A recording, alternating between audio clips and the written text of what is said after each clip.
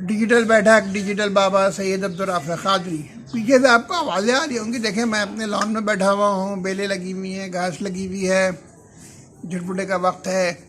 लोग पूछते हैं कि मैं किसी स्टूडियो को बना के क्यों नहीं बैठता। तो भाई बात यह है कि जो बैठक होती है वो तो उसमें अतराफ़ की आवाज़ें आती रहती हैं, तो इसीलिए ये आवाज़ें यहाँ पे आती रहती हैं।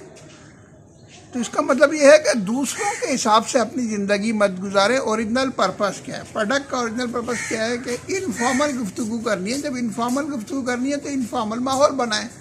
सिर्फ लोगों को दिखाने के लिए, उनको खुश करने के लिए ऐसी बातें मत करें।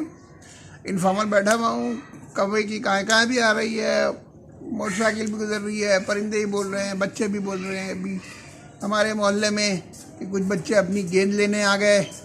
तो ये सब चीज़ें तो होती रहेंगी। तो अपने हिसाब से सुकून से ज़िंदगी गुजारें। लोगों के कहने पर ज़िंदगी मत गुजारें, क्योंकि देखें आप लोगों को कभी खुश नहीं कर सकते। आज आप ये करेंगे, कल वो कहेंगे अच्छा अब ऐसा करो, फिर वो कहेंगे नहीं अब ऐसा करो। तो भाई आप कब तक करेंगे भाई? आप लोगों को खुश करने के बिजनेस में नहीं है। आपका बेसिक पर्पस अपनी ज़िंदगी पुरसुकून गुजारना है, तरक्की करना है, माशरे को देके जाना है। तो अपनी वर्क इन्वायरमेंट इम्प्रूव करें।